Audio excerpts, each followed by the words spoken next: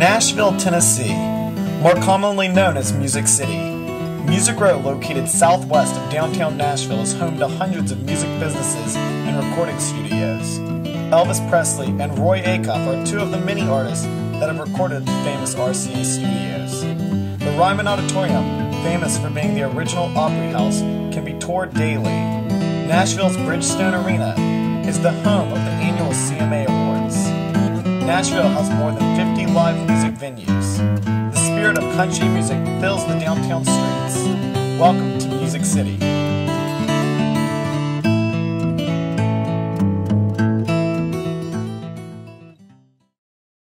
How do you think Nashville is changing the music industry? Nashville is going to do Nashville. Nashville has always been a very creative hot seat for music industry in a variety of genres, not just country. Starting in the 80s, it always was a seat for Christian music. And in the 90s, it started to become a bit of a seat for gospel music. And I'm sure there's lots of other forms of music that I don't follow closely that have their roots in one way or another here. Blues music definitely does.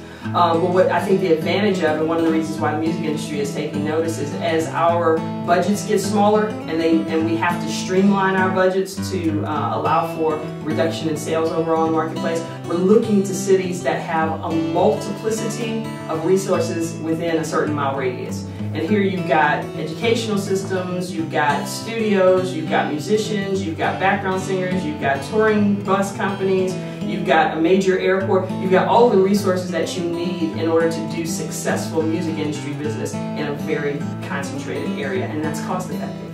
Do you think it's becoming an alternative for places like New York City, LA, Miami? Not an alternative, I think an addition, and I think it always has been. What maybe is changing is that the media is noticing it more.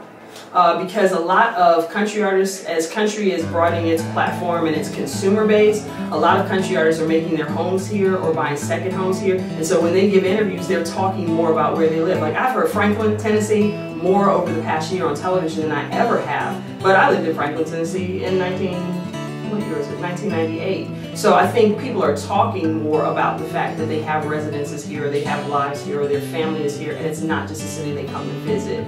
And so the perception may be that Nashville has suddenly become a hotspot, but I don't think that's true. Okay, so a lot of artists and celebrities are relocating or making Nashville their second home. What do you think is the motivation behind this? That's a good question. A lot of artists are relocating to Nashville and or making Nashville their second home. Some of that was happening already, especially in the country music and Christian music industry, just because the record labels were here, and some artists feel more secure in their careers if they can be close to their primary business partner, which is their record label. But secondly, Nashville is kind of like Florida in the sense that we offer some of the same attractions, reasons why people move to Florida when they retire, because there's no state income tax. We don't have state income tax here, and it's very cost effective. You can have a really large house for a fraction of the price it would cost you in LA or New York, easily. I could have had a mansion for what I paid in rent for a one-bedroom apartment in New York City. So that's a lot of it. When you start to value your money, and you know we have an aging artist population in country and Christian and gospel, when you start kind of aging in your career and realizing the money you have, you got to make it stick, you start looking for where can you get the most for that money on an ownership basis and not just rent. I think that has a lot to do with it. Artists in general are more attracted to big cities, and they believe that they will find more collaborators and more energy that they can actually draw from in those cities to create their art.